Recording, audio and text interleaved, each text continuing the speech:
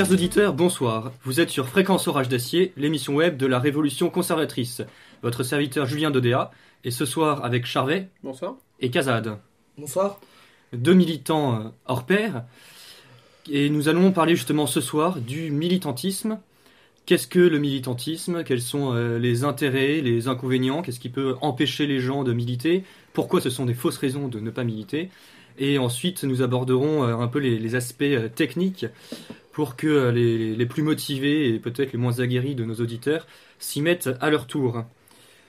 Donc, Charvet, quelle est l'utilité du militantisme ? Pourquoi militer ? Alors, le militantisme, c'est le premier pas dans la politique. Ça permet tout d'abord d'apprendre les concepts, de stimuler la réflexion, de rencontrer des camarades évidemment, et de renforcer la cohésion entre les troupes. Ça permet enfin de se confronter au réel, dans différentes conditions selon les modes de militantisme employés. Ça permet de se confronter à la population, notamment lors de tractage, pourquoi pas parfois lors de collage ou de bombage, mais on y reviendra un petit peu plus tard.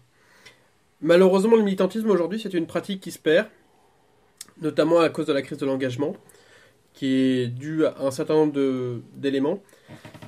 Le problème de la conséquence de la virtualisation de la vie. Alors on peut peut-être d'abord définir le militantisme. Je pense que nos auditeurs voient à peu près ce que c'est, mais il est bon de redéfinir le terme.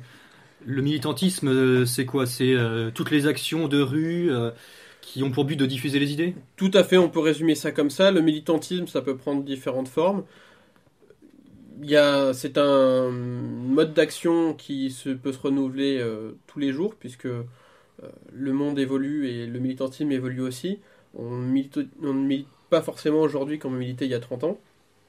Mais concrètement, oui, pour faire très simple, on peut dire que c'est le principe de descendre dans la rue pour diffuser ses idées. Kazan ? Oui, effectivement, le militantisme qu'on évoquera ce soir, puisqu'on peut parler de militantisme finalement pour beaucoup de sortes d'engagements, celui qu'on évoquera ce soir est celui qu'on appelle communément l'agite-prop, agitation-propagande. Donc exactement le fait de descendre dans la rue pour exprimer ses idées, comme l'avait si bien dit Charvet. Je pense que vous avez utilisé la bonne expression, agite-propre, et les deux mots sont importants. Agitation, c'est l'action qui résulte d'aller dans la rue, de distribuer des tracts ou déployer une banderole, etc. Et propagande, parce que c'est toujours à des fins de propagande. Charles, je vous laisse reprendre sur la virtualisation de la vie politique et de la vie tout court d'ailleurs. Tout à fait. Donc une des conséquences malheureusement de la perte de militantisme, c'est en effet la virtualisation de la vie. Aujourd'hui, à cause d'Internet, des réseaux sociaux, de la marchandisation, les gens sont beaucoup moins dans la rue qu'auparavant, recherchent beaucoup moins la sociabilité qu'avant, telle qu'on pouvait l'avoir dans les bistrots, dans la rue, dans les débats. Je pense notamment au quartier latin dans les années 60, où chaque terrasse de café était un lieu de débat, d'échange, de bagarre parfois. Aujourd'hui, malheureusement, là où avant certains passaient des nuits à coller des affiches, à faire des pochoirs, ou même à tourner des tracts sur des Ronéos, aujourd'hui, les gens sont prêts à attendre des nuits entières pour avoir le nouvel iPhone. C'est une situation que je déplore malheureusement, que notamment le militantisme peut permettre de dénoncer. Mais c'est malheureusement un fait que nos contemporains sont prêts à se coucher à 3h du matin, plutôt après avoir discuté longuement, inutilement sur Internet, plutôt qu'après une bonne nuit de collage. On dort beaucoup mieux d'ailleurs après un bon collage qu'après une nuit à chatter sur Internet. Une des autres conséquences aussi, c'est évidemment le désintérêt pour la politique. Le milieu politique, on ne l'apprendra pas à nos auditeurs et on l'a déjà développé dans différentes émissions auparavant, est gangréné par la corruption. On est notamment confronté aussi à l'éloignement des instances du pouvoir. Le fait que le pouvoir aujourd'hui ne soit plus à Paris, mais plutôt à Bruxelles ou à Washington, ou parfois à Tel Aviv, fait que les gens se sentent complètement impuissants. Ou encore à Moscou. Les gens se sentent aujourd'hui complètement impuissants et ont pour seule conséquence face aux situations tragiques de notre société de répondre à quoi bon. En effet, à quoi bon descendre dans la rue, à quoi bon défendre nos idées quand de toute façon on n'est plus entendu, et quand de toute façon nos contemporains, même le nez dans la merde, continuent à se voiler la face et à trouver que tout ce qui est dit à la télévision aux 20h est formidable. Je pense que c'est un désintérêt pour la politique politicienne, pour la politique des partis, pour les magouilles et la cuisine entre différents candidats et différents hommes politiques qui nous donnent le spectacle actuel. Le taux d'abstention qui avoisine les 50% régulièrement nous le montre, mais c'est pas nécessairement un désintérêt pour la chose politique en elle-même. Absolument. De toute façon, la chose politique étant en l'homme, je suis persuadé que si la politique telle qu'elle est présentée était un petit peu... Justement, la présenter un petit peu moins et en présenter un peu plus la politique telle qu'elle devrait être faite, la chose publique serait beaucoup mieux défendue par tout un chacun. La conséquence aussi, en effet, c'est une mise en sommeil de l'esprit critique qui est largement due à la pensée unique. Malheureusement, cela fait maintenant 2, voire 3, voire 4 générations d'écoles où on n'apprend plus ni l'histoire de France, ni les fondamentaux, et que globalement, malheureusement, la plupart de nos contemporains ont un sens critique à peu près proche d'une huître, ce qui, pour faire de la politique, vous en conviendrez, est assez compliqué. Donc la base du niveau scolaire, quand on sait aujourd'hui que la plupart des gens n'ont même pas 3 livres chez eux, et s'ils lisent un livre par an, c'est le bout de la terre. Et encore, quand on parle de livres, il faut voir de quoi on parle.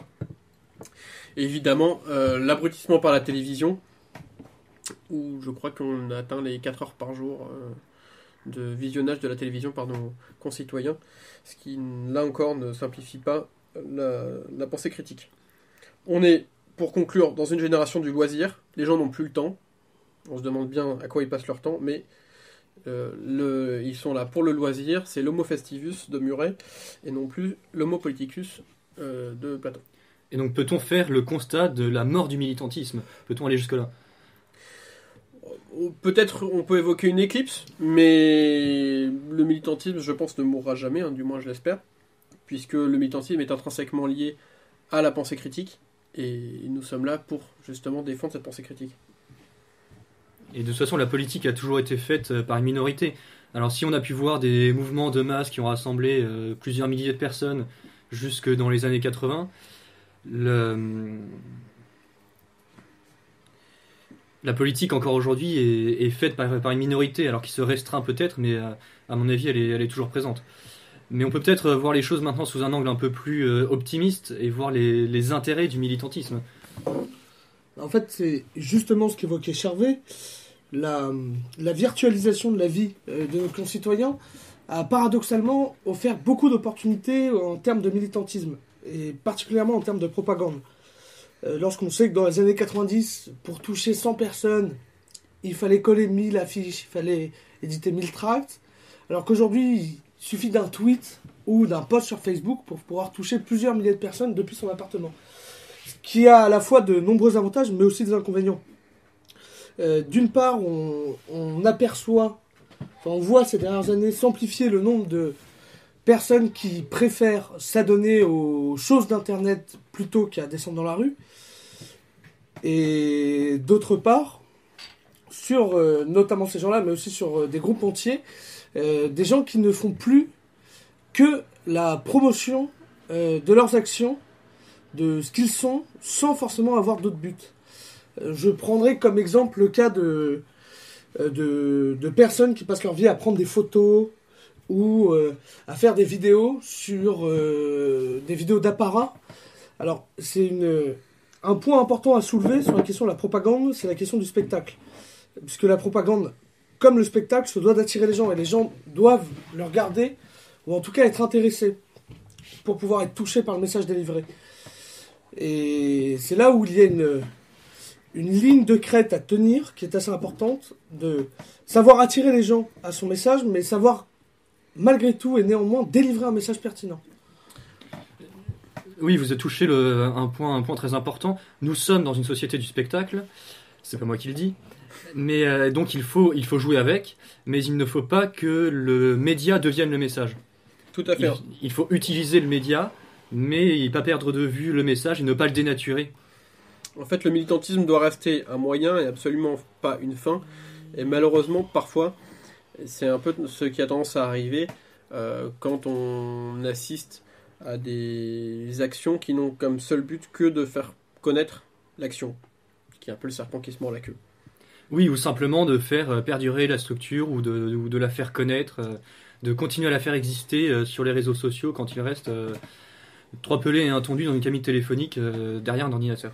Sachant qu'évidemment, le fait de faire des actions pour faire connaître la structure n'est en soi pas du tout condamnable, mais quand ça devient l'unique fin de la structure, il y a un problème sérieux à se poser. Pour motiver nos auditeurs, et peut-être nos plus jeunes auditeurs, peut-être qu'il est important justement d'insister là-dessus et de remettre le militantisme à sa place de porteur de messages, à sa place de moyen politique pour faire passer un message à des publics différents. Alors, le militantisme aujourd'hui a 2 grands avantages. Le premier, c'est de créer des effets de groupe et surtout de revenir dans la vraie vie. Lorsqu'on tracte, qu'on doit se lever à 6h du matin pour aller tracter à la rentrée des cours, on le fait avec des copains, on le fait avec des camarades. Donc ça tisse des liens. Il se passe très fréquemment des choses quand vous descendez dans la rue. Le militantisme, et particulièrement l'agitation propagande, permet d'aiguiser son sens critique, comme l'a dit Charvet, mais surtout de prendre confiance en soi et de prendre en compte les réalités présentes. C'est toujours assez simple d'évaluer le monde depuis sa chambre, depuis son ordinateur, dans son confort plus ou moins large, mais c'est toujours différent de confronter cette réalité à celle des autres Français, qui vivent chaque jour aujourd'hui l'austérité et la précarité, et qui donc nous permettent parfois d'ouvrir les yeux sur des problèmes qu'on n'aurait pas forcément soulevés. Je pense notamment moi, à certaines expériences que j'ai pu avoir lorsque j'étais lycéen ou étudiant, et que je tractais notamment par exemple sur la question des lycées, où après une bonne grosse demi-heure de débat avec quelqu'un dans la rue, que j'apprenais qu'il était prof, ça me permettait de remettre un petit peu en perspective les différents axes de mon tract et de mon argumentation, et parfois d'ailleurs de les remettre un petit peu en cause. C'est-à-dire que l'intérêt du militantisme et de se confronter au réel, c'est aussi d'avoir l'humilité de remettre en cause les jugements qu'on pensait éternels, confrontés aux réalités. Alors évidemment, c'est pas une révolution copernicienne, très souvent ça permet plutôt de parfaire notre pensée, mais parfois ou d'ajuster un argumentaire. Absolument, aussi. Parfois ça permet de remettre un petit peu en cause certaines choses qui nous paraissaient absolument acquises, ou bien de se poser simplement des questions qu'on ne s'était pas posées auparavant, parce que parfois en étant dans nos groupes un petit peu tous d'accord, il y a certaines questions qu'on ne se repose plus, et qu'il est toujours bon de remettre en question. Puisque le militantisme a un but politique, il vise un public particulier, et en fonction du public et du message qu'on va faire passer, le militantisme doit s'y adapter. On ne milite pas de la même manière, on ne distribue pas le même tract si on veut s'adresser à un quartier en particulier sur lequel on veut agir, ou auquel on veut montrer un problème local, ou si on veut s'adresser à des journalistes et on veut les forcer à faire passer notre message de la manière qu'on veut, ou si on s'adresse à un public plus captif sur les réseaux sociaux, sur Internet.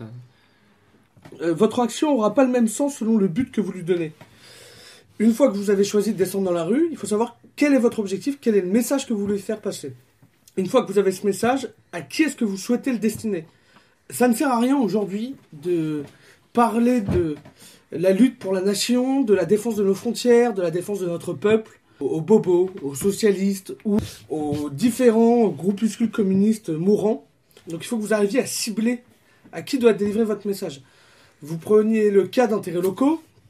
Il a pu exister notamment, on l'a connu récemment sur le cas de Santa Rita, cette église qui devait être détruite dans le 15e arrondissement de Paris. Là, on a eu l'opportunité, ou en tout cas la nécessité de faire du vrai militantisme de terrain, d'aller voir des voisins, d'aller tracter dans des boîtes aux lettres, d'aller coller des affiches chez les commerçants, d'aller coller des affiches dans la rue. Et on ne pouvait pas toucher ces habitants de ce quartier par les réseaux sociaux. Donc il fallait revenir dans la rue et réinvestir la rue. Par contre, sur d'autres actions qui peuvent sembler ridicules, si elles sont destinées à toucher le plus grand nombre de Français possible, il faut que vous vous adressiez aux médias, que ce soit les médias dissidents ou les médias officiels.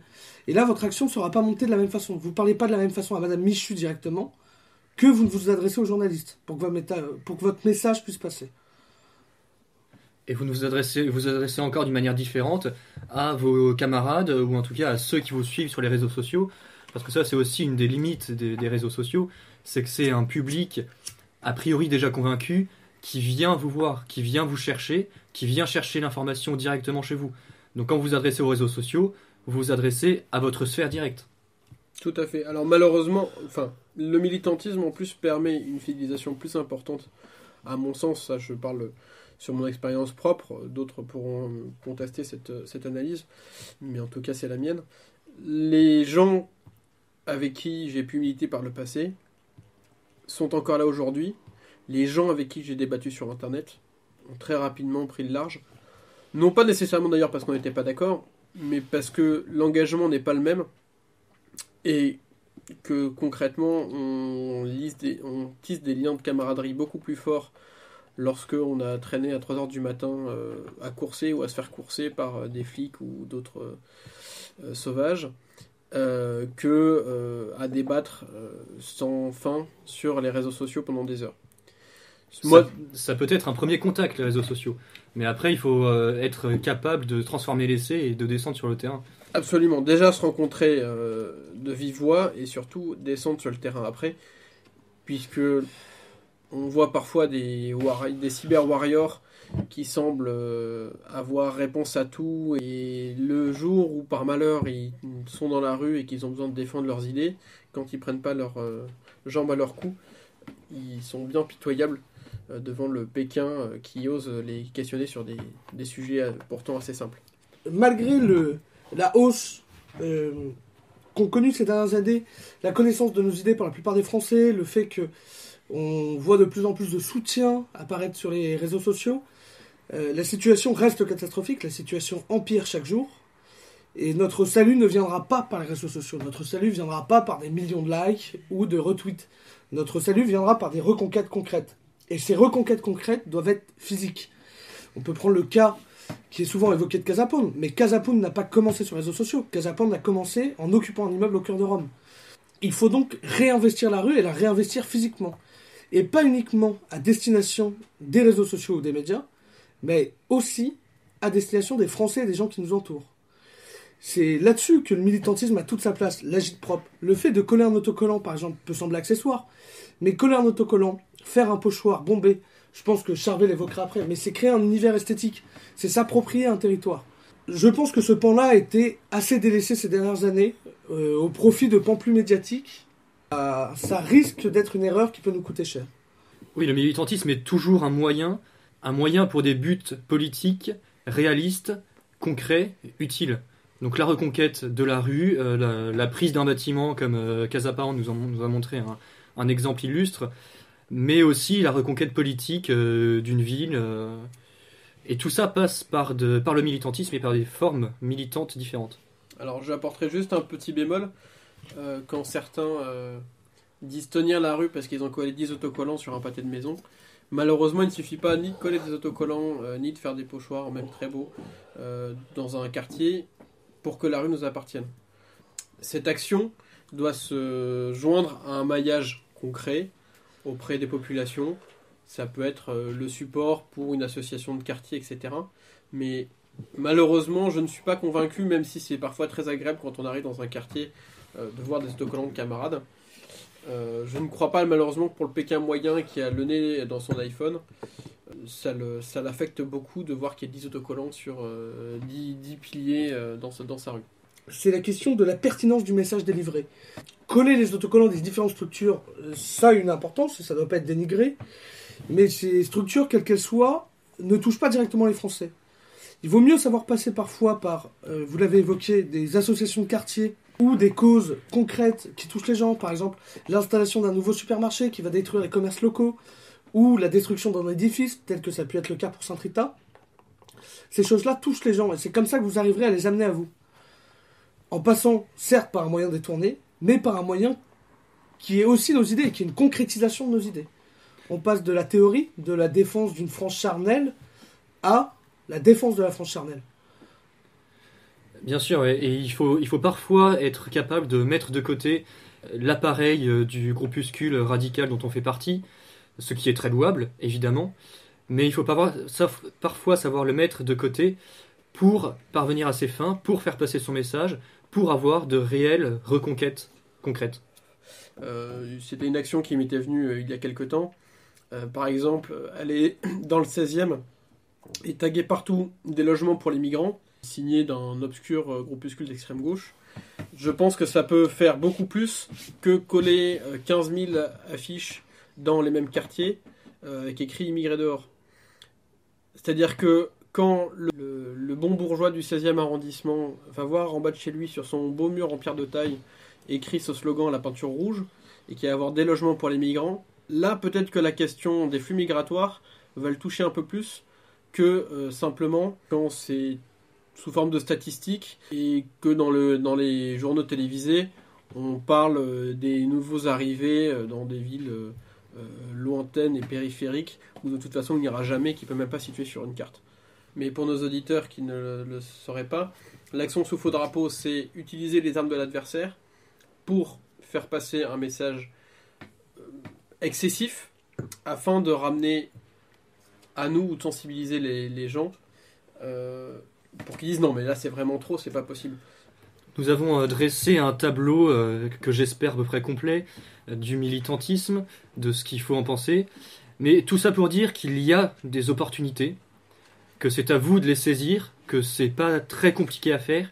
Soyez ambitieux, ayez les yeux plus gros que le ventre, allez parler à vos voisins, montez des associations de quartier s'il y a besoin, et occupez-vous de la reconquête concrète par le militantisme. Maintenant est arrivée la pause musicale.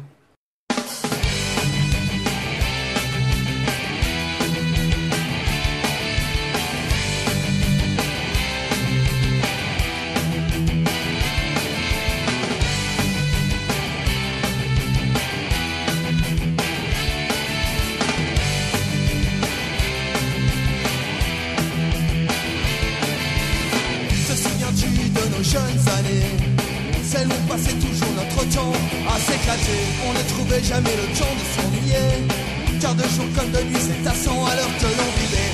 Une meute de genoux dans la jungle urbaine,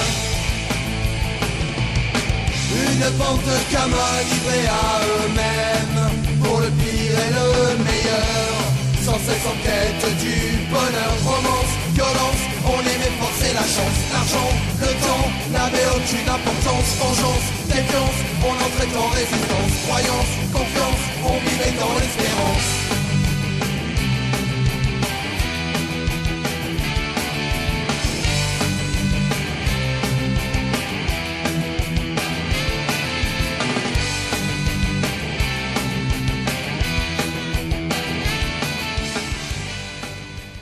Chers auditeurs, nous venons d'écouter Nos jeunes années du groupe In Memoriam. Alors cette chanson parle d'une époque qui est révolue, dans le sens où l'évolution juridique et en particulier pénale fait que le contexte dans lequel on évolue aujourd'hui n'est plus le même. Le risque pénal est beaucoup plus grand qu'à l'époque, mais ça ne nous empêche pas d'agir. Et nous allons donc maintenant aborder les questions plus techniques. Charvet, par quelle technique allons-nous commencer cette deuxième partie d'émission? On va commencer peut-être par en préambule justement les questions de sécurité, par quelques mesures, on va dire de logique, mais qui sont toujours bonnes à rappeler pour nos jeunes camarades. Pour commencer, avant toute action, avant de partir, il faut vider ses poches des objets inutiles. Éviter au maximum tout ce qui est papier inutile, carte de partie, le cas échéant, c'est pas la peine de renseigner la police sur ce genre d'éléments si on se fait attraper. Clés, armes par destination, armes tout court d'ailleurs. Il faut au maximum éviter le mélange des genres quand on part en action. C'est-à-dire qu'il ne faut pas faire une action où on dit tiens on va à la fois coller des autocollants, coller des affiches, faire un peu de boitage, pourquoi pas faire un peu de pochoir, etc. Non. Quand on planifie une action, il faut la planifier auparavant, de préférence avec une reconnaissance de terrain, et surtout éviter de se faire attraper pour des choses qu'on n'aurait pas fait ou pas encore fait. Si vous faites un collage et que vous avez une bombe de peinture et que la police vous embête parce que vous avez une bombe de peinture alors vous n'en êtes même pas servi, c'est un peu dommage. Quand on fait une action, on la fait de manière sérieuse, on part à jeun. Ça sert à rien non plus de finir en cellule de dégrisement juste parce qu'on a collé des affiches et qu'on s'est fait attraper bêtement. Après, sur les petites règles on va dire, de sécurité basique. Toujours réfléchir, étudier avant de commencer le sens de circulation de la rue. C'est-à-dire que par exemple, quand on commence à bomber ou coller dans une rue à sens unique, Pour évoluer face à la circulation. Voilà, pour évoluer face à la circulation. Ce qui permet que par exemple, si une patrouille de police arrive, quand elle vous croisera d'abord avant de vous croiser les éléments que vous aurez, les bombages ou les collages que vous aurez pu faire. C'est une petite mesure pratique. Toujours avoir un ou deux guetteurs aux extrémités de la rue pour éviter pareil les rencontres inopinées. Reconnaître les voitures de flics en civil. Quand à 2h du matin vous avez 4 bonshommes un peu costauds dans une voiture, a priori c'est pas des mecs qui rentrent de soirée, c'est la BAC. Voilà. Après il faut vraiment être extrêmement vigilant. Le militantisme c'est pas un jeu. C'est vraiment trop bête de prendre un truc sur son casier, surtout qu'aujourd'hui les flics sont plutôt plus sévères qu'auparavant. Donc là où il y a encore 10 ans, ils pouvaient, quand ils vous attrapaient avec des affiches, au pire ils vous faisaient détruire les affiches et vider le saut de colle. Aujourd'hui ils vous emmènent avec plaisir au poste parce que ça leur fait leur chiffre. Et puis ils s'ennuient les pauvres. Voilà. Faut bien qu'ils s'occupent. Hein. Comme ils n'ont pas le droit d'arrêter la racaille, il faut bien qu'ils arrêtent les gens qui savent globalement ont des chances de pas trop leur taper dessus. Donc voilà, la police, vous le savez déjà, mais on le redit, on ne le dira jamais assez, ce ne sont pas nos amis. Celui qui parle à la police n'est pas un enfant de la Vierge Marie, je vous le rappelle. Donc évitez au maximum la police. Il n'y a pas de gloriole à se faire attraper par la police, bien au contraire. Le fait de finir en garde à vue, ce n'est pas une fierté, c'est que tu as été assez con pour te faire serrer. Donc, un militant emprisonné est un militant inutile et un poids. Voilà, puisqu'évidemment, il sera plus facilement surveillé, et si jamais il se fait attraper sur un autre lieu, il pourra y avoir des interconnexions qui seront faites plus facilement, puisqu'il y aura déjà une note dans son dossier. Donc la première chose, voilà, c'est être extrêmement vigilant vis-à-vis de la police. Il vaut mieux faire un tour de pâté de maison que faire un tour au poste.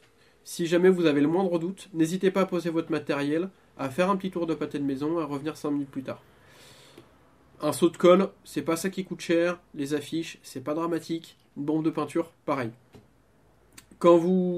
Si par hasard, vous devez jeter votre matériel, privilégiez ou la poubelle ou une voiture, en faisant bien attention quand vous jetez votre bombe de peinture, par exemple sous une voiture, qu'elle ne soit pas bloquée contre les roues, puisqu'évidemment, la première chose que fait la police quand elle vous arrête, c'est de faire un petit tour à la lampe de poche, autour dans un rayon de 10-15 mètres, pour voir pourquoi vous étiez en train de courir, etc.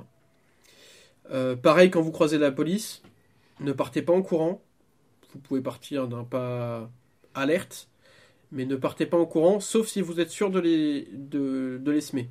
Si vous avez le moindre doute, si vous dites qu'ils sont prêts de vous rattraper, ne rajoutez pas un délit de fuite à votre premier délit, entre guillemets.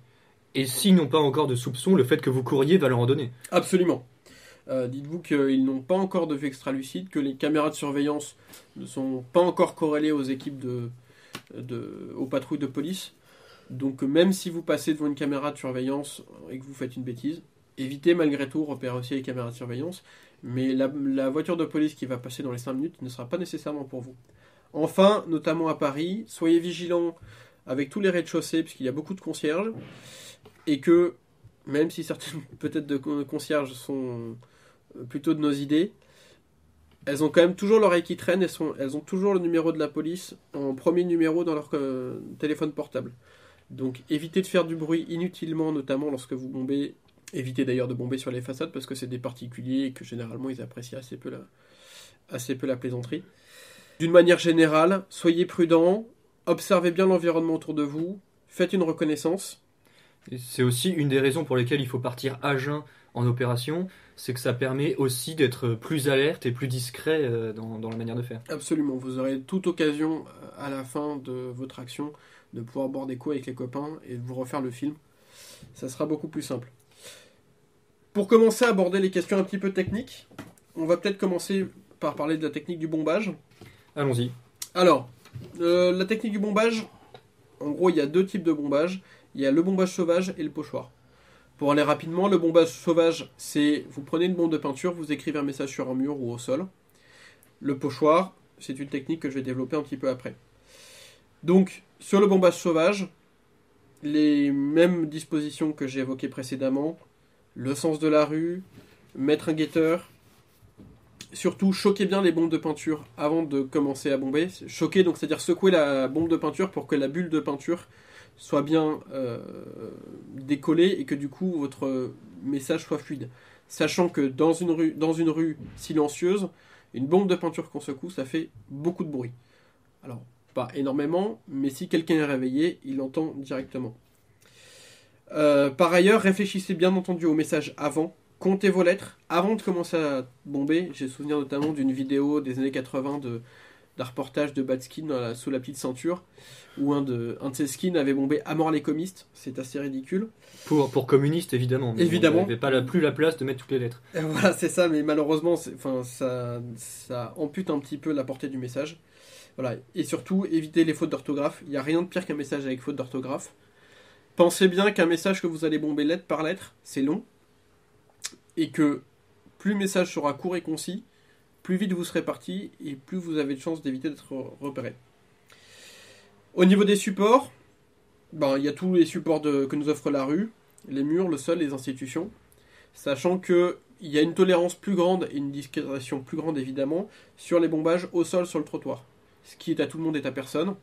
Donc, même si une population peut vous croiser pendant que vous êtes en train de faire un bombage sur le sol, sur un malentendu, ça peut passer. Sur la question de la population, justement, n'hésitez pas à faire ce genre d'activité aux heures encore un petit peu pleines de la nuit, donc plutôt entre 10h et minuit, plutôt qu'après minuit, puisqu'il reste des passants, et il reste de l'activité dans les villes, en tout cas. Donc ce qui fait que la police est occupée ailleurs, ce qui fait que la police ne s'arrêtera pas pour regarder ce que vous faites, parce que vous êtes le seul pecno dehors à 3h du matin, et les passants n'en ont en fait globalement rien à foutre de ce que vous faites. D'expérience, en effet, j'ai rarement été interpellé par les passants lorsque je faisais des actions. Donc, les bombages sur le mur, ça peut être faisable, mais plutôt, moi je préconise plutôt ce genre d'action pour des actions sous faux drapeau, parce que malheureusement, les messages bombés à la sauvage sur le mur sont plutôt contre-productifs. Évidemment, les propriétaires pour commencer, mais aussi tous les riverains. Pour le coup, on parlait tout à l'heure de bien se faire voir entre guillemets du quartier. Quand vous commencez à saloper les murs du quartier, évidemment vous attirez plutôt de l'animosité qu'autre chose. Nous n'appelons évidemment pas au vandalisme. Donc ne vous attaquez ni à la propriété privée, ni au bien public. Ça laisse assez peu de marge, mais on vous laisse vous débrouiller avec ça. Évidemment, choisissez quelqu'un qui écrit bien calibrer le message, essayez de faire une typographie homogène, en gérant bien les pleins et les vides, pour que ce soit harmonieux. Les militants doivent être un soldat du beau. On n'est pas là pour saloper les murs, on est là pour faire passer un message, et tant qu'à faire, comme nous sommes les militants du beau, nous sommes là pour faire de belles choses. C'est pour ça que je préconise plutôt, pour ma part, en tout cas c'était ma petite spécialité, l'utilisation de pochoirs. L'avantage du pochoir, donc pour les auditeurs qui ne le sauraient pas, un pochoir c'est une plaque, un support qui peut être une plaque de plastique, une radio, un carton doublé de scotch, une pochette plastique, ou bien pour les plus techniques, une plaque de bois ou de métal. Vous pouvez faire des découpes au laser ou à la Dremel, où vous avez des pleins et des vides, et que vous bombez cette plaque, et du coup les vides deviennent de la peinture. La complexité pour la réalisation du pochoir ne rend pas plus difficile, plus longue son application. Tout est permis. Vous pouvez faire ou simplement un message, une phrase assez simple. Ça peut même être simplement le logo de votre mouvement. Ou bien très sophistiqué, ça peut être une caricature, ça peut être notamment des artistes contemporains aujourd'hui qui font des pochoirs qui sont particulièrement efficaces. Je pense notamment à Bansky par exemple, qui, alors même s'il n'est pas du tout de nos idées, bien au contraire, il a notamment récemment fait un pochoir à Calais chez les migrants où on voyait Steve Jobs, parce que Steve Jobs est un petit-fils de Syrien, alors du coup évidemment peut-être que dans tous ces migrants il y a un futur Steve Jobs. Bref, donc nous le voyons bien, le message n'est pas du tout le nôtre. Par contre la technique fonctionne très très bien, parce que c'est l'esprit du pochoir. Si vous arrivez à trouver cet esprit-là, félicitations, et surtout emplissez la rue. C'est mettre le doigt sur une contradiction du système. Sans forcément aller sur des choses extrêmement sophistiquées, rien qu'un message bombé proprement peut déjà permettre une petite diffusion de messages rapide et efficace. Sachant que Bansky, malgré son aura médiatique, a eu quelques problèmes avec la justice pour certains des supports qu'il a utilisés. Mais toujours est-il que le pochoir est une technique qu'il utilise très bien, et sur toutes les heures qu'il a réalisées, voilà, il n'a eu que quelques ennuis judiciaires. Voilà. Sur le pochoir, pensez toujours au message. Donc on en revient encore une fois à ce qu'on évoquait tout à l'heure sur la cible du message. Se souvenir aussi que les pochoirs ont tendance à baver, donc les petits motifs risquent de faire de gros pâtés ou de ne pas être visibles. Donc surtout, testez toujours vos pochoirs avant le grand jour. Vous pouvez faire ça sur une feuille de papier, sur quelque chose qui ne craint pas. Ça vous permettra de le reprendre si nécessaire pour éviter que, après beaucoup d'efforts, vous sortiez tardivement et qu'au moment de faire votre pochoir, vous n'ayez juste qu'un carré de peinture moche sur le sol. L'avantage du pochoir aussi, même s'il y a des contraintes de transport, c'est que toutes les dimensions sont possibles.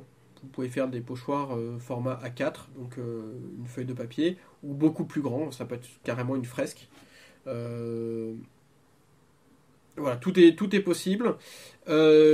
Sur le lettrage, parce que c'est souvent quelque chose d'assez complexe, le plus simple, c'est tout simplement de taper votre texture Word à l'échelle souhaitée, de l'imprimer, de coller votre feuille de papier, enfin de la scotcher sur votre pochoir et de découper. Évidemment, pour faire ce pochoir, pour le découper, vous pouvez utiliser le cutter, le Nargalto, cutter gros ou petit, peu importe. Et la petite astuce, c'est que il faut toujours commencer des angles vers l'intérieur pour éviter que tous vos angles soient coupés. Alors évidemment, par la radio, c'est un petit peu compliqué, mais voilà, il y a un certain nombre de tutoriaux qui existent sur Internet aussi. Ça peut vous permettre de donner quelques idées. Et puis évidemment, c'est l'expérience qui permet d'éviter de faire des bêtises. N'hésitez pas non plus à casser votre lame de cutter régulièrement pour avoir une pointe toujours coupante. Enfin, sur l'utilisation des couleurs pour la peinture, vous pouvez privilégier le blanc ou le jaune sur les trottoirs, puisque c'est ce qui voit le mieux. L'avantage en plus des bombages sur les trottoirs, c'est que les gens ayant toujours le nez sur leur téléphone portable voient beaucoup plus le sol que les murs. Et sinon, pour les murs, du rouge, du bleu, du vert. Vous avez aussi des possibilités de polychromie ou de pochoir à plusieurs couleurs, mais évidemment, c'est plus long. Donc simplement, le pochoir à plusieurs couleurs, c'est où vous avez deux bombes de peinture et vous mettez la peinture en fonction des endroits que vous souhaitiez peindre selon les différentes couleurs. Ou carrément, vous avez plusieurs pochoirs avec chacun une couleur différente, comme un système de filtre. Mais c'est beaucoup plus de manutention, donc réfléchissez bien. Là encore, réfléchissez à la cible. Est-ce que vous aurez le temps de faire cette action avant de vous faire attraper? Et est-ce que c'est utile vraiment pour votre message de partir dans la polychromie? Voilà. Encore une fois, l'argument artistique peut être un argument tout à fait valable. Hein. Mais malgré tout, il faut bien réfléchir auparavant. J'avais vu la photo d'un pochoir en 3 couleurs qui était extrêmement bien fait. Là, je pense que c'était un pochoir d'artiste. C'était en fait une scène de la 317e section. Qui était en blanc, vert, noir, il me semble, et qui était extrêmement bien fait. J'en ai vu un très beau récemment dans le 10e arrondissement, un Rafale avec une photo de Hollande, en bleu, blanc, rouge, très très beau. Sur le transport, sachez que le bombage avec pochoir c'est très salissant, donc prévoyez des vieux habits, un sac pour le transport, parce que évidemment une fois que votre pochoir sera plein de peinture, vous vous en foutrez partout. Et enfin, que la peinture en séchant a tendance à coller. Donc si vous souhaitez vous resservir dans votre pochoir, soyez extrêmement vigilant à ce que rien ne touche, notamment dans un sac plastique. Le plus simple étant encore, quoique pour des questions de sécurité soit parfois un peu compliqué, de transporter le pochoir à la main en attendant que ça sèche. Parce que le risque, c'est que si vous mettez votre pochoir dans un sac plastique, que le sac plastique adhère au pochoir, une fois que vous allez ressortir votre pochoir, il se déchire en fait, parce qu'il va rester collé au sac plastique. Absolument. Pour conclure sur le pochoir, l'avantage de cet outil, on va dire il est assez facilement utilisable, y compris en plein jour. J'ai souvenir pour ma part d'avoir fait une campagne de pochoir il y a quelques années sur BHL en plein quartier latin à 1h de l'après-midi. Et on avait eu beaucoup de succès, notamment c'était à l'époque où il avait dit que je sais plus qui était maurassien. Du coup, on avait fait deux pochoirs. Un pochoir de BHL qui disait Aristote est maurassien. Sous-entendu, en fait, voilà, toute la pensée classique est maurassienne. Enfin, c'est plutôt Maurras qui est de la pensée classique plutôt que l'inverse, mais voilà. Donc avec une note de BHL et une petite bulle. Et un deuxième pochoir de Maurras qui disait BHL ne sait pas lire. Bon, il se trouve que pour des questions de nécessité, on avait fait ça entre midi et 2. Et on avait un très très bon accueil de la population qui disait que justement BHL ils en avaient marre, ils pourrissaient le quartier latin et qu'ils faisaient chier avec, au café de Flore, etc. Quand on a une visée un petit peu artistique et qu'il n'y a pas une volonté de dégradation, on peut tout à fait agir en plein jour. Ça peut d'ailleurs être l'occasion de discuter avec les passants, d'expliquer votre démarche et pourquoi pas de faire quelques sympathisants en plus. Pour terminer de rassurer et de motiver nos auditeurs sur la question du pochoir que vous nous avez bien exposé, Charvet, on peut peut-être dire un mot du budget nécessaire pour faire un pochoir ? Alors le budget il est assez minime. Une bombe de peinture c'est entre 3 et 10 euros, sachant que... On en trouve facilement à 3-4 euros. Voilà, on en trouve assez facilement à 3-4 euros. Il y a un certain nombre de magasins de graffeurs qui vendent ça à des prix tout à fait raisonnables. À Paris par exemple, il y en a un qui est à côté de la gare de l'Est. Qui s'appelle Génération 400 ml. Voilà, Génération 400 Pour ne pas ml. faire de publicité. Merci. Après, sinon, vous pouvez aussi, pour des provinciaux, vous pouvez en trouver dans les grandes surfaces ou dans les magasins de travaux, ce genre de choses. Point P, je pense qu'ils doivent vendre des bombes de peinture. Ou au pire, des bombes de peinture de carrosserie. Sur le support, si vous n'avez pas de radio sous la main, une feuille de papier cartonné format raisin, ça doit être à peu près 1 euro. Un cutter, vous en trouvez dans n'importe quelle grande surface entre 1 et 2 euros. Donc voilà, on se rend compte que pour un pochoir qui pourra servir plusieurs fois, on est sur un budget de 10 euros, ce qui me paraît tout à fait raisonnable.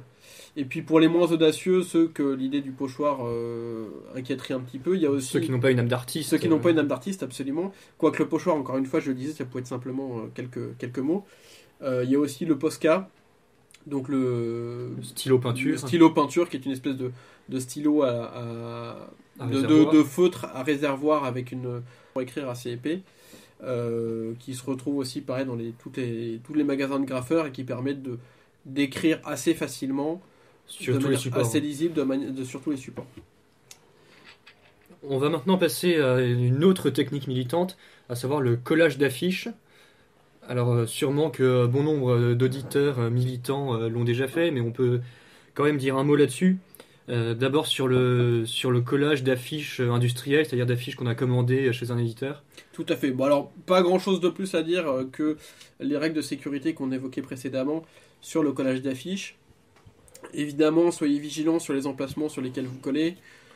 C'est toujours délicat. Moi, j'ai souvenir après des collages d'appels, notamment dans des banlieues bourgeoises que je ne nommerai pas, d'appels de gens outrés parce qu'on avait osé coller sur leur mur de propriété des affiches pour Sainte-Jeanne d'Arc. Ils étaient absolument offusqués, ils voulaient qu'on vienne arracher nos affiches sous peine de nous poursuivre devant les tribunaux. Donc essayez quand même de faire les choses proprement pour éviter de vous mettre à dos des populations inutilement. En termes de colle, pour les affiches, vous avez la colle à papier peint, qui, moi j'avoue que j'ai toujours fonctionné comme ça, les pots de colle à papier peint, la poudre à papier peint, ça a coûté tout de suite 2,50 €, et c'est pas la peine de s'embêter pour si peu. Alors sinon, il y a des méthodes un peu plus artisanales, il y a notamment le blanc d'œuf, Kazad. Le blanc d'œuf, mais surtout le lait. Une simple brique de lait, coupée avec un peu d'eau, peut vous permettre de coller des affiches. Pour des affiches papier classiques, pour les affiches glacées, c'est un petit peu plus compliqué. Mais si vous décidez de coller et que malheureusement Castorama est fermé, allez chez l'épicier, achetez 1 litre de lait, mettez-le dans un ustensile de lave-vitre ou autre, et ça fera très bien l'affaire. Sinon, vous avez aussi, et Julie en a fait les frais récemment, la lessive de soude accompagnée de fécule de pommes de terre. Exactement, c'est une technique qui est assez efficace parce qu'elle est assez simple à mettre en œuvre, assez économique et très, très rapide en fait à faire. Donc vous prenez votre seau d'eau, vous jetez 2 grosses poignées de fécule de pommes de terre, vous mélangez un peu histoire que ce soit homogène, et ensuite vous faites un bon aller-retour de lessive de soude sur votre balai posé au ras de l'eau. Alors comme ça peut paraître un peu compliqué, mais quand on l'a fait, c'est très simple. Il faut juste être bien prudent avec la lessive de soude qui est corrosif et qui peut faire des trous si vous en laissez sur votre peau. Mais à part ce détail technique de prudence élémentaire, c'est une solution que je trouve assez bonne.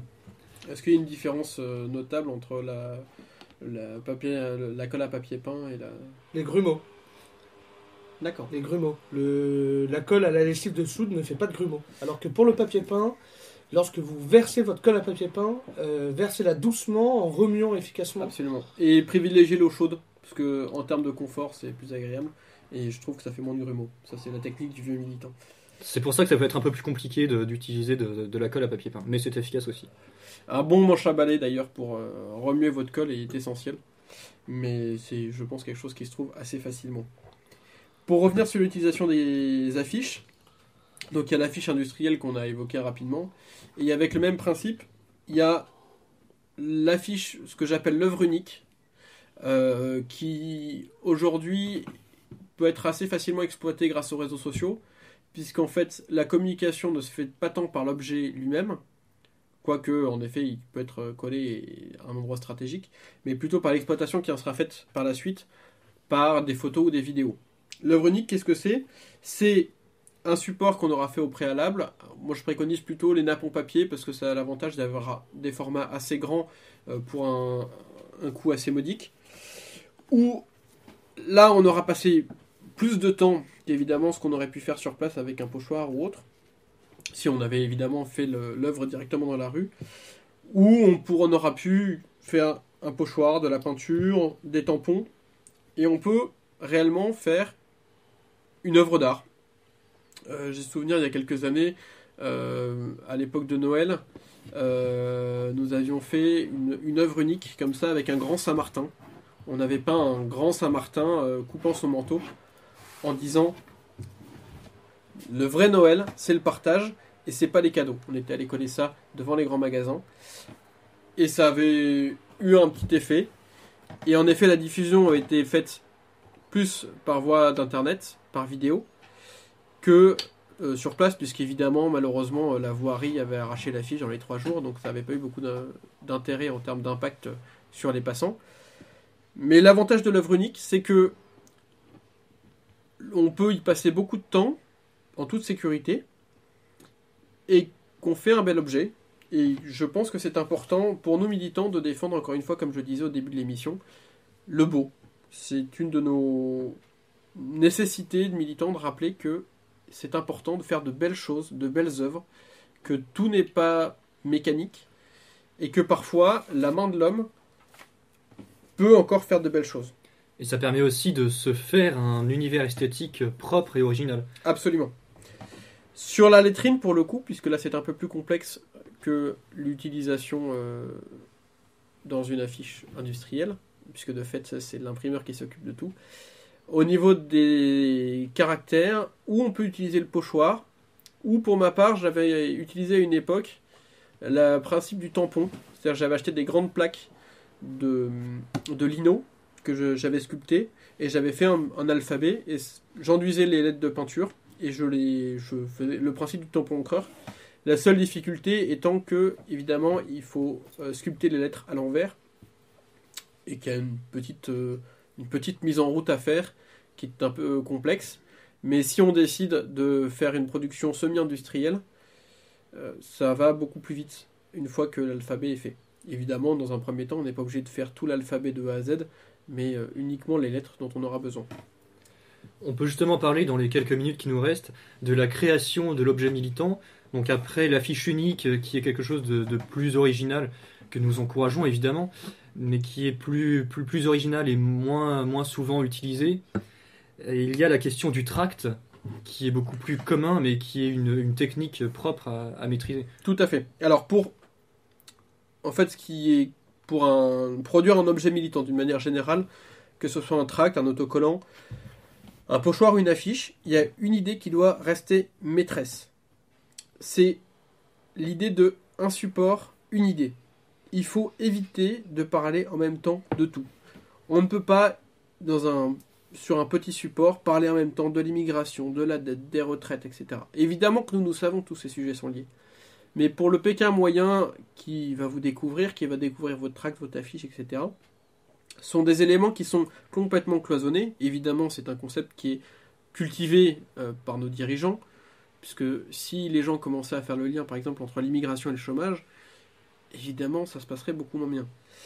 Donc il faut être extrêmement vigilant, éviter de trop en dire, mieux vaut en dire moins, mais de manière efficace, que de tout mettre dans une espèce de salmigondi qui finalement sera absolument inaudible par nos contemporains. Le message doit rester simple pour être compréhensible et lisible. Absolument. Donc toujours réfléchir esthétique. Il faut faire des visuels clairs et aérés avec un impact fort. Vous avez une possibilité de faire un support avec plusieurs degrés de lecture. C'est-à-dire que par exemple sur un tract, vous allez avoir un titre qui pourra être entrecoupé de texte. Mais quand la personne va prendre le tract, il va y avoir 3-4 mots qui vont vraiment lui sauter au visage. Et après l'explication, le développement du concept. Sur les tracts, n'en mettez pas trop. N'en mettez pas trop et surtout ne faites pas, étant donné que le noir et blanc est souvent ce qui est plus utilisé, ne faites pas de bandes de ce qu'on appelle des aplats. Ne faites pas de bandes de couleur noire pour mettre de la police blanche dessus. Puisqu'en fait ça passe assez mal à l'impression et surtout ça assombrit profondément votre texte. Donc privilégiez plutôt des petites lignes ou des jeux de police. Donc changez la taille de la police. Utilisez des polices sans sérif, donc sans les petites pattes. Ça, c'est plus lisible et ça choque plus, enfin ça attire beaucoup plus l'œil. Et n'écrivez pas un roman. Une quinzaine de lignes peuvent suffire à faire passer votre message. Et de toute façon, que ce soit le passant ou l'internaute, si vous le mettez sur les réseaux sociaux après, il ne lira pas plus de 15 lignes. Malheureusement, en effet, le degré politique et l'attention des passants étant relativement bas, c'est inutile de faire des romans parce qu'il ne lira pas. En termes de format de tract, privilégier le format A5, c'est-à-dire un format A4 coupé en deux. D'une part pour des questions d'économie, mais le papier A4 coûte assez peu cher et puis un coup de massicot et ça permet de multiplier par 2 la production de tracts. D'autre part, c'est des formats qui permettent de rentrer facilement dans la poche. Vous pouvez aussi, pour les plus techniques, mais c'est plus long et plus cher, faire des systèmes de pliage. C'est-à-dire vous pouvez garder une feuille A4 pliée en deux. À titre personnel, je vous le déconseille un petit peu, sauf si, là encore, vous faites du bel objet. Parce que, pour le coup, ça devient gros, illisible, et les gens, ça encombre leur poche, donc ça part directement à la poubelle. Sur les tractages, sachez que normalement, je crois que vous devez être à 50 mètres minimum d'une école. 50 ou 100 mètres, je ne sais plus exactement. Il y a une... Surtout que Vigipirate est passé par là. Voilà, donc j'avoue que j'ai pas fait de tractage depuis Vigipirate, donc enfin depuis le dernier Vigipirate. Je vous rassure, j'ai quand même fait quelques tractages depuis 95. Mais donc je ne sais pas exactement quelles sont les nouvelles contraintes aujourd'hui. D'une manière générale, si vous tractez et que vous vous faites refouler ou par la maréchaussée ou par une école, soyez plutôt conciliant, reculez-vous un petit peu. Apparer les sorties de métro près des écoles, c'est largement suffisant. J'ai notamment souvenir d'avoir beaucoup tracté à Notre-Dame-des-Champs à côté du lycée Stanislas, parce que le lycée Stanislas était extrêmement rétif à l'idée que nous tractions devant chez eux. Ils ne pouvaient strictement rien faire pour nous devant le métro, et globalement nous touchions à peu près 60% des gens qui sortaient pour aller au lycée. Ou pour ceux qui sont dans des villes où il n'y a pas de métro, mettez-vous au croisement de la rue et non pas directement devant l'établissement si on vous le demande. Ou, si on vous demande de vous écarter. Ou dans un marché. Les marchés sont d'ailleurs un excellent endroit pour faire de la politique, parce que les gens ont un petit peu plus de temps que d'habitude. Vous êtes confrontés à des questions extrêmement concrètes sur des questions d'alimentation, sur des questions du coût de la vie, etc. Et j'ai d'excellents souvenirs de tractage sur les marchés, justement parce que les gens sont beaucoup plus ouvert à la discussion que à 8h du matin ou à 18h le soir quand les gens rentrent du boulot. Et globalement, ils n'ont qu'une idée, c'est de rentrer chez eux et de se caler devant la télé. On va conclure cette émission sur l'organisation d'événements, donc en particulier les manifestations et les sit-ins, qui est aussi un des aspects du militantisme dont on n'a pas encore parlé. Tout à fait. C'est une action qui peut être extrêmement intéressante et à fort pouvoir médiatique. Je crois que notamment l'Action française ex récemment on a fait les frais en allant perturber une manifestation de l'extrême gauche. Les petits éléments à savoir sur les sittings et les manifestations publiques. Surtout, le plus important, réfléchissez à la manière dont vous allez partir. Il n'y a rien de pire que vous arrivez dans une manifestation, vous perturbez la manifestation, et tout d'un coup vous vous retrouvez comme des imbéciles avec votre banderole, au milieu d'une salle silencieuse ou peut-être un peu vitupérant, et sans mot d'ordre pour savoir comment partir. Ce genre d'action, ça dure souvent extrêmement rapidement, 5 minutes. Alors le plus simple, c'est d'avoir entre guillemets un maître du jeu, c'est-à-dire quelqu'un qui est avec sa montre et qui, au moment de la dispersion, justement organise la dispersion à l'aide d'un sifflet, d'une corde de brume, etc. Le tout, c'est de partir proprement, ensemble, et éviter au maximum, évidemment, les interpellations. Encore une fois, c'est ce qu'on disait au début, un militant qui est... Un militant en prison est un militant inutile. Absolument. Donc, il n'y a pas de gloire à avoir fait une action et avoir une vingtaine de personnes en garde à vue. C'est pas une gloriole, c'est plutôt honteux. Sur toutes les actions qu'on a pu évoquer précédemment, mais plus particulièrement sur celles autour des manifestations, que ce soit une opposition, une intervention, ou bien encore un sitting ou une banderole, n'oubliez pas, avant toute chose, que la règle de la vie en société, c'est le binôme. C'est d'être deux.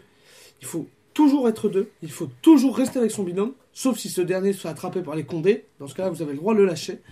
Les condés, c'est-à-dire la police. Gardez votre binôme. Dans tous les cas, à deux, on est plus fort. Et à deux, on s'affole moins. Absolument. Évidemment, la notion du binôme, je ne l'ai pas évoquée précédemment, mais c'est valable pour toutes les actions que l'on peut faire. Un dernier élément aussi sur la question vestimentaire. Pour toute action que vous fassiez, soyez habillés comme tout le monde. Il est inutile, le look commando et paramilitaire sont à éviter.